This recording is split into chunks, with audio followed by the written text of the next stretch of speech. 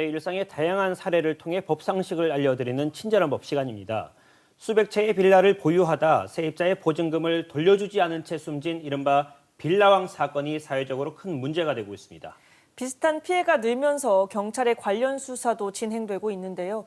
이런 전세 사기 피해를 줄이려면 어떻게 해야 하는지 최지연 변호사와 함께 알아보겠습니다. 최 변호사님 어서 오십시오. 안녕하세요. 네, 빌라왕 전세 사기 사건 피해자가 급증하면서 경찰도 관련 수사를 진행하고 있죠. 네, 지난해 10월 천여 채가 넘는 빌라와 오피스텔 임대에서 속칭 빌라왕이라고 불린 40대 김모 씨가 숨지면서 전세 보증금을 돌려받지 못한 피해자가 대거 발생했습니다.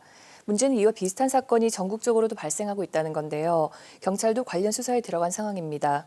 경찰은 지난해 7월부터 진행한 전세 사기 특별 단속을 통해서 총 399건 884명을 검거했는데 그중 무자본 갭 투자가 총 34명, 허위 보증보험은 493명, 공인중개사법 위반은 181명이라고 합니다. 네. 그리고 지난해 13일에 빌라왕들의 배후로 지목된 분양 컨설팅 업체 대표 A씨가 구속이 됐고 A씨를 비롯해서 명의자, 분양업자, 공인중개사 등 일당 78명이 추가로 검거됐습니다. A씨는 주택 240여 채를 임대한 뒤에 제주도에 사망한 빌라왕 정씨의 범행에도 관여한 것으로 조사됐는데요. 네. 경찰은 A씨의 구속 이후 빌라왕들과의 공모관계에 대해서도 계속 수사할 예정이라고 합니다. 그리고 앞서 숨진 40대 김모 씨의 전세 사기 사건과 관련해서도 분양 대행업자, 중개업자 등 11명이 사기 공범으로 추가 입건됐습니다. 네. 빌라왕의 전세 사기 사건 구체적인 수법은 어떻게 되나요? 네, 보통 신축 빌라에 대해서 매매와 전세 계약이 동시에 진행이 되는데요. 네. 빌라나 오피스텔이 아파트처럼 가격을 매기기 어려운 점을 악용해서 건축주와 분양 상담팀이 우선 부풀린 시세로 세입자와 전세 계약을 체결을 하고 네. 보증금 반환 능력이 없는 바지 집주인에게 명의를 이전하는 겁니다. 네.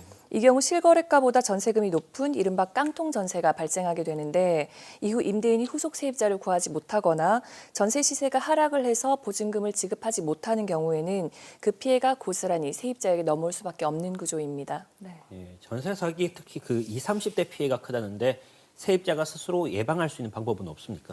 네, 우선 실제 시세보다 전세금이 높지 않은지 확인하셔야 하는데요. 부동산을 여러 곳 방문해서 전세금과 매매 대금은 어떠한지, 주변 시세는 어떤지 비교해 보시는 것이 좋습니다. 계약서를 작성할 때도 특약사항을 활용하시는 것이 좋은데요. 만일 집주인이 체납액이 있는 경우에는 세입자가 계약을 취소할 수 있고 계약금의 배액을 배상받는 것을 내용으로 한다거나 아니면 잔금일 이전에 매매를 하는 경우에는 임차인의 동의를 먼저 구하고 이를 어기면 전 소유자도 연대해서 보증금 반환 의무를 부담한다는 내용을 포함하시면 좋을 것 같습니다. 그리고 무엇보다 주택보증보험공사 허그의 전세보증금 반환 보증보험에 꼭 가입하시기를 바랍니다. 네. 그런데 이 집주인에게 체납된 세금이 있다던가 이 빌라를 담보로 한 대출이 있다든가 이런 걸 좀 알 수 있는 방법이 따로 있을까요?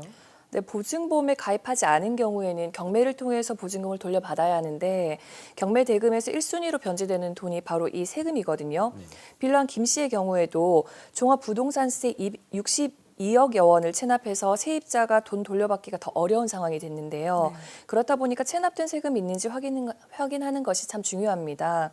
전세 계약을 체결할 때 먼저 집주인에게 국세나 지방세 완납 증명원을 요구를 하셔서 체납된 세금은 없는지 확인해 보시는 것이 좋은데요. 최근 국회를 통과한 국세징수법 개정안을 통해서 오는 4월 1일부터는 서울은 보증금 5천만 원, 그 외의 지역은 2천만 원이 넘으면 입주 전에 임대인의 국세 체납액을 열람할 수 있습니다. 그리고 인터넷 등기소 사이트에 접속하시면 누구나 주소만으로도 부동산 등기부 등본을 열람하실 수 있으니까 항상 등기부 등본 확인하셔서 내가 모르는 사이에 집주인이 바뀌었다든가 아니면 내가 확정일자를 받기 전에 담보대출을 받은 것은 없는지 꼭 확인하시기를 바랍니다.